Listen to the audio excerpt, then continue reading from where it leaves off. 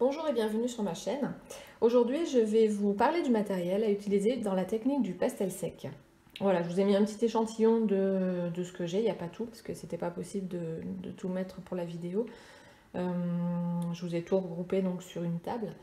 Donc on va faire un rapide tour de table. Donc j'ai des crayons, des bâtonnets, le papier, le fameux papier pastel mat, un cutter, une gomme mie de pain, un crayon à papier et des estampes de différentes tailles. Voilà. Alors, concernant les crayons, donc vous pouvez voir que j'ai plusieurs marques différentes. Bon, il est évident que pour commencer, je ne vais pas vous conseiller d'investir dans 36 000 marques, c'est pas possible. C'est un budget, moi j'ai toutes ces marques-là, toutes ces couleurs-là, je les ai accumulées au fil des années, donc bon, ça viendra pour vous, mais pour plus tard. Donc au départ, pour commencer, je vous conseillerais d'investir dans les Carbotello, voilà, Stabilo Carbotello. C'est une très bonne marque pour débuter. Moi j'ai commencé avec eux. J'ai pu réussir à faire des très jolies choses avec les Carbotello. Donc je vous conseille, si vous voulez investir dans du matériel, de commencer donc avec des crayons Carbotello. Donc l'indispensable papier pastel mat.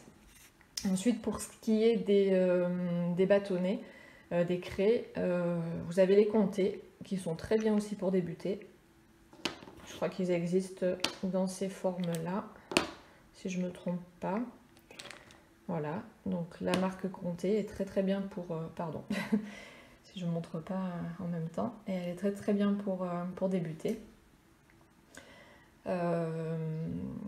Bon, les estampes, voilà, avec les différentes marques, différentes tailles que j'utilise. La gomme mie de pain pour pouvoir effacer les petites erreurs que je réalise au pastel, et oui, ça arrive. Le cutter, alors le cutter me permet en fait de tailler les mines de mes crayons. Parce que je me suis rendu compte que avec un taille-crayon, c'est quasiment impossible. Les mines, elles n'arrêtent pas de se casser. Ça devenait un casse-tête. J'en pouvais plus de casser toutes mes mines. Donc du coup, bah, j'ai décidé d'utiliser le cutter et ça marche vraiment très bien. Ça vous permet, bon là mon crayon n'est pas taillé, mais ça vous permet d'obtenir des mines relativement fines si vous voulez avoir des mines très fines. Voilà. Voilà, donc un autre petit conseil que je pourrais vous donner, c'est d'acheter votre matériel en promotion. Les fournisseurs de matériel de Beaux-Arts font régulièrement des promotions sur leur site, donc n'hésitez pas à aller les consulter de temps en temps et ça vous permettra d'acheter du matériel de bonne qualité et pas trop cher. Une autre petite astuce aussi, moi j'achète quasiment, enfin pas quasiment, j'achète jamais des coffrets. J'achète tout à l'unité, que ce soit mon papier, je l'achète à l'unité. Comme ça me permet de choisir les couleurs dont j'ai besoin en fonction du portrait ou du paysage que je vais réaliser. Et pareil pour les crayons et les bâtonnets, j'achète à l'unité également.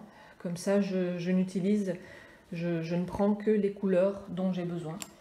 Parce que souvent dans les coffrets, bon, bah, vous vous retrouvez avec des couleurs que vous n'utilisez pas. Ça vous fait peut-être moins cher à l'achat au départ, mais au final, si il y a des couleurs que vous n'utilisez pas, vous vous rendrez vite compte qu'il vaut mieux les acheter à l'unité. Comme ça, au moins, vous achetez que les couleurs dont vous avez besoin, que ce soit dans les crayons ou dans les bâtonnets. Voilà, je pense que j'ai rien oublié. Si vous avez des questions, n'hésitez pas à me les poser en commentaire. J'y répondrai avec grand plaisir. Et sinon, bien, je vous dis à bientôt dans une prochaine vidéo. Bye bye!